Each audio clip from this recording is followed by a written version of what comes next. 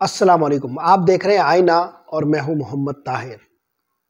پاکستان کی مصیبتیں کم ہونے کا نام نہیں لے رہی۔ آج پشاور میں پولیس لائنز کی ایک مسجد میں خودکش حملہ ہوا۔ میں آپ سے جب گفتگو کر رہا ہوں تو اب تک 32 شہادتیں واقع ہو چکی ہیں اور زخمیوں کی تعداد 142 سے زیادہ ہے۔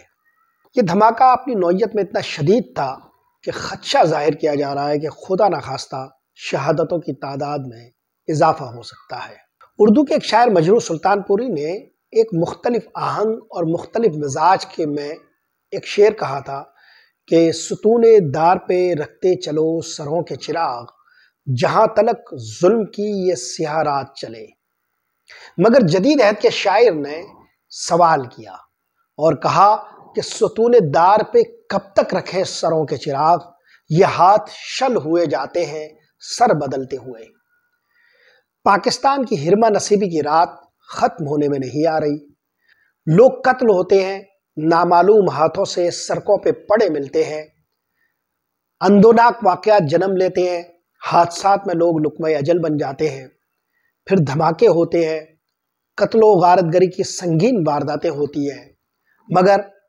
جو سب سے خطرناک بات ہے اور جو ان واقعات سے بھی زیادہ خطرناک ہے وہ یہ کہ پاکستانی عوام یہ کبھی نہیں جان پاتے کہ آخر سلسلہ در سلسلہ ان واقعات کے پیچھے اصل محرکات کیا ہے، اصل کھیل کیا ہے، اصل لڑائی کیا ہے، اور اصل قاتل کون ہے، اصل مقتول کون ہے، اور ان لڑائیوں سے فائدہ اٹھانے والے لوگ پس پردہ کون کون ہیں۔ ہمارے سامنے مختلف کہانیاں گھڑی جاتی ہیں، مختلف داستانیں وضع کی جاتی ہیں، مختلف قسم کے قصے سنائے جاتے ہیں، پیچ در پیچ واقعات کو کڑی در کڑی جوڑ کر ایک مصنوعی ماحول بنایا جاتا ہے، ذرائع ابلاغ کو استعمال کیا جاتا ہے، تجزیہ کار استعمال ہوتے ہیں، انہیں بلا کر گرم کافی اور گرم چائے کے ساتھ مختلف قسم کی کہانیاں سنا دی جاتی ہیں۔ وہ لوگ انہیں اپنے ذرائع سے مختلف واقعات کو مختلف طرح سے بیان کر کے اپنے ہی شان خود تھپتھپاتے ہیں، اپنی کہانیوں پر خود تالیاں بجا لیتے ہیں۔ اور ذرائع ابلاغ کا یہ پورا کھیل دراصل ان قوتوں کی حاشیہ برداری کے زمرے میں آ جاتا ہے جو لوگوں کو گمراہ کرنا چاہتے ہیں، جو لوگوں سے حقائق چھپاتے ہیں اور جو اس کے پس پردہ مختلف کھیلوں کا حصہ بنتے ہیں۔ 9/11 کو جو رات ہم پر طاری ہوئی تھی، بد نصیبی کی وہ رات طویل طرح ختم ہونے میں نہیں آ رہی۔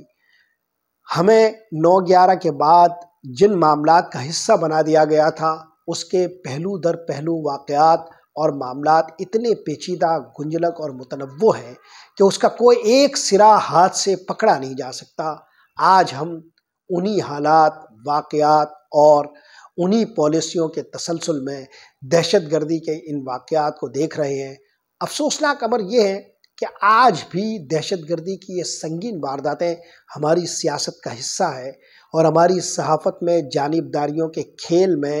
ایک موضوع بنتی ہے، اور انہیں ہم اس طرح استعمال کرتے ہیں کہ ہم جن کے لیے کام کرتے ہیں ان کے مفادات کے تحفظ کے لیے ان واقعات کو استعمال کرنے کی کوشش کرتے ہیں۔ مثلا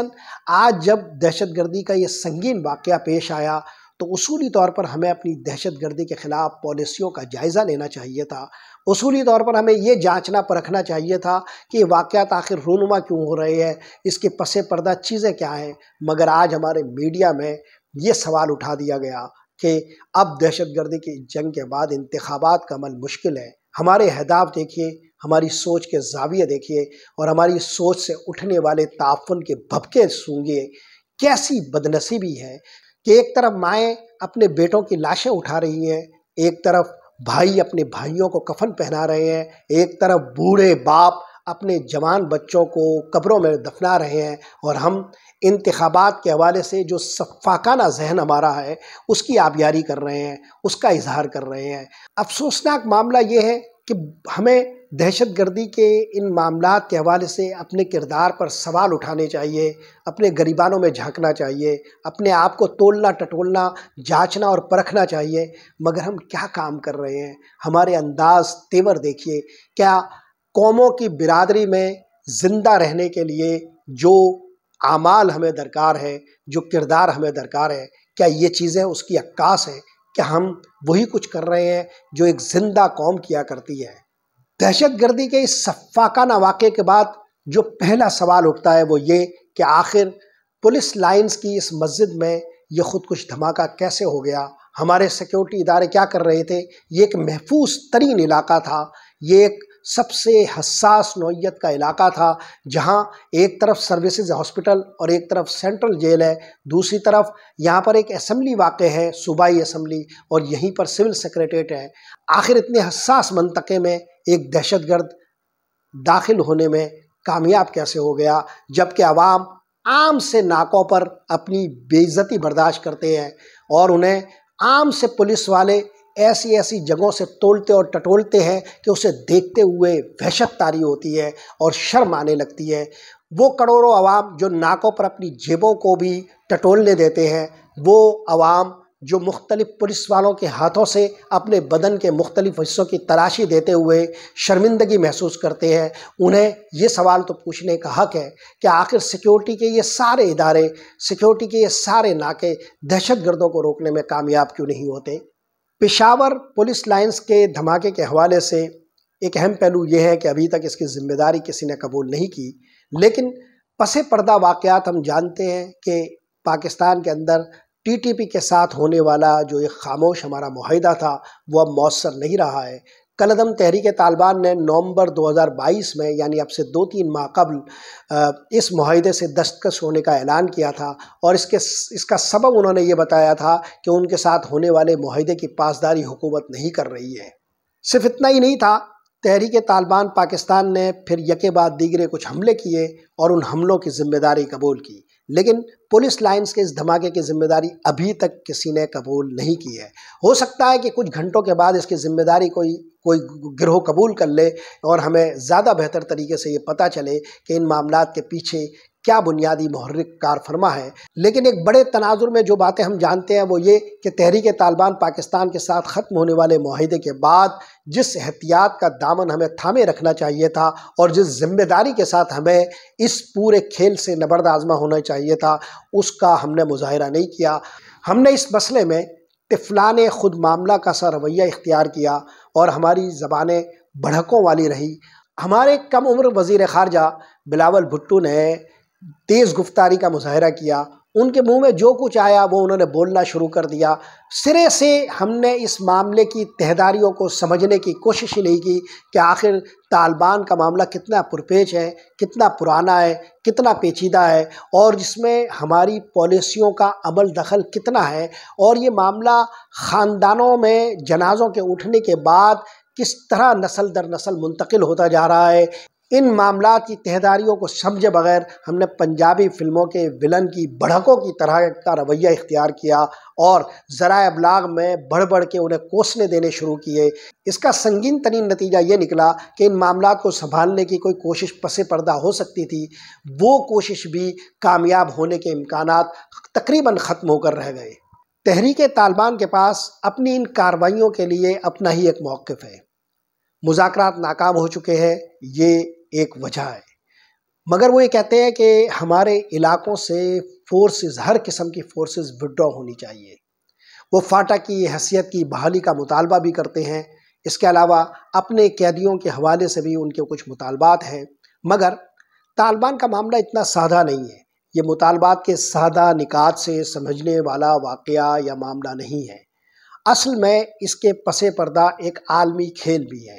ہم طالبان کے مختلف قوتوں کے اندر یہ بات نہیں سمجھ سکتے کہ ان میں سے کون سے وہ گروہ ہیں جو انتقامی ذہن کے ساتھ بروئے کار ہیں اور کون سے وہ گروہ ہیں جو مختلف عالمی قوتوں کے ہاتھوں کا کھلونا بن چکے ہیں۔ طالبان کے موقف کے کچھ حصے جائز بھی ہیں اور قابل غور بھی، مگر اس کے پیچھے ایک کھیل بھی ہے۔ وہ کھیل یہ ہے کہ طالبان کے کچھ گروپس کے اندر شامل بعض عناصر ایک رینٹائر آرمی کا کردار بھی ادا کرتے ہیں، یعنی کرائے کی ایک قوت بن چکے ہیں جنہیں عالمی قوتیں مختلف طریقوں سے ان کے ارد گرد جو ماحول بن چکا ہے اور وہ ہماری نادانیوں کی وجہ سے بنا ہے، اس کو استعمال کرتے ہوئے وہ انہیں رد عمل کی ایک فورس کے طور پر بھی استعمال کرتے ہیں۔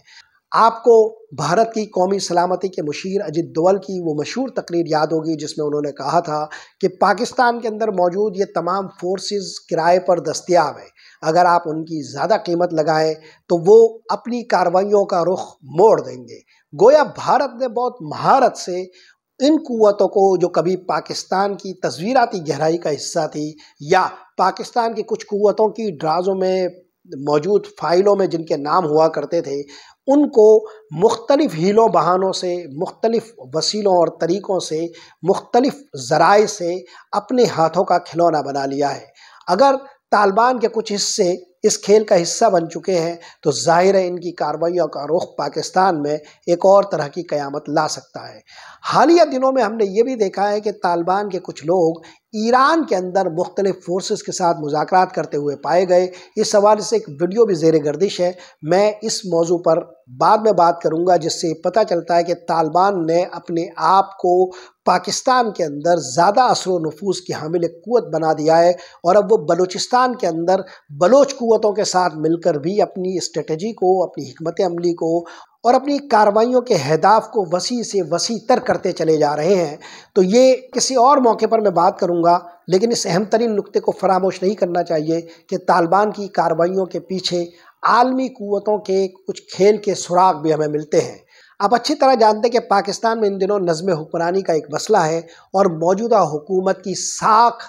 داؤ پر لگی ہوئی ہے۔ اس حکومت کے قائم ہونے کا معاملہ رجیم چینج آپریشن کی ایک متنازع اصطلاح کے ساتھ بیان کیا جاتا ہے، اور تحریک انصاف الزام عائد کرتی ہے کہ ہماری حکومت کو ایک عالمی کھیل کے نتیجے میں ہٹایا گیا ہے۔ آپ اچھی طرح جانتے ہیں کہ افغانستان کے معاملے میں امریکہ کی حکمت عملی کے کچھ نئے پہلو ہمارے سامنے آ رہے ہیں، اور افغانستان کے اندر امریکہ دوبارہ اپنے اثر و نفوذ کو بڑھانے کی کوششوں میں ہیں۔ ہم اچھی طرح جانتے ہیں کہ کچھ قوتیں ہمارے ملک کی ایسی ہیں جو امریکہ کے ساتھ ان معاملات کو آگے بڑھا رہی ہے۔ طالبان کی حالیہ کارروائیوں کے بعد ان معاملات کے اندر ایک پیش قدمی ہو سکتی ہے، اور واضح طور پر عوامی ذہنوں میں یہ تصور انڈیلا جا سکتا ہے کہ ہماری امریکہ کے ساتھ تعلق داری مضبوط کرنا ضروری ہے۔ ہماری بدقسمتی یہ ہے کہ ہم ادھار پر سانسیں لینے کے عادی ہو چکے ہیں۔ ہماری پالیسیوں کے زیادہ تر حصے دراصل عارضی اور بہت ہی معمولی مفادات کے تابع ہوتے ہیں۔ ہم بڑے بڑے کھیلوں میں اپنے کردار کو برائے فروخت رکھتے ہیں، اور اس کا نتیجہ یہ نکلا ہے کہ آج پاکستان کمزور سے کمزور تر ہوتا جا رہا ہے۔ آخر کب تک ہم عالمی کھیل کا حصہ بن کر ان قوتوں کے ساتھ لڑائیوں کو اپنے ایسے مقاصد کے لیے استعمال کریں گے جس سے پاکستان کبھی بھی ترقی نہیں کر سکتا، یا پاکستان کبھی بھی اپنی حقیقی منزل نہیں پا سکتا؟ دہشت گردی کی ان کارروائیوں کے حوالے سے ہمارا نقطہ نظر نہ صرف ان کارروائیوں کا خاتمہ ہونا چاہیے، بلکہ یہ بھی کہ ان کارروائیوں سے ہم کسی اور قوت کا اعلی کار نہ بنیں، اور ہماری قومی پالیسی ہماری قومی سیاست کے دائرے میں رہے، ہماری قومی سطح پر ہی رہے، اور اسے کوئی اور قوت اپنے مقاصد کے لیے استعمال نہ کر سکے۔ لہٰذا ہم دہشت گردی کی ان کارروائیوں کے حوالے سے جہاں ایک طرف ان کارروائیوں کا خاتمہ چاہتے ہیں، وہاں دوسری طرف ہم یہ بھی چاہتے ہیں کہ پاکستان ان کارروائیوں کے حوالے سے کسی اور کھیل کا حصہ بھی نہ بنے۔ اگر ہم نے اس قسم کی کارروائیوں کو ایک جواز بنا کر عالمی کھیلوں کا حصہ بننے کا چلن جاری رکھا تو ہم پاکستان کے اندر ہی اپنے ہی لوگوں کی ناراضگیوں کو بڑھاتے چلے جائیں گے، اپنے ہی لوگوں کو اپنے آپ سے ناراض کرتے چلے جائیں گے، اپنے ہی ملک پر اپنی گرفت کو کمزور کرتے چلے جائیں گے، اپنی ہی معیشت پر اپنا اختیار کھوتے چلے جائیں گے،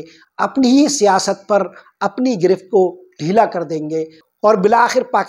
پاکستانیوں کے لیے بہت کم باقی بچے گا جو پہلے بھی بہت کم باقی بچ گیا ہے۔ اس لیے ضرورت اس امر کی ہے کہ ہم ایک مربوط مستحکم قومی پالیسی بنائیں، نہ کہ ہم پر مسلط کی گئی کسی پالیسی کے ہم اعلی کار بن جائیں۔ ایک ایسی پالیسی جو قومی مقاصد کو پورا کرتی ہو، جو ہمیں آپس میں مضبوط کرتی ہو، جو ہماری معیشت پر دوسروں کا انحصار کم کرتی ہو، جو ہماری تصویراتی گہرائیوں کی ہم سے سودے بازی نہ کراتی ہو، جو ہمیں دوسری قوتوں کے اعلی کار کے طور پر استعمال کرنے پر مجبور نہ کرتی ہو۔ ہمیں اپنے ہاتھوں سے اپنی باغوں کو دوسروں کے حوالے نہیں کرنا چاہیے۔ پشاور پولیس لائن میں ہونے والا دھماکہ نہ پہلا ہے اور نہ آخری۔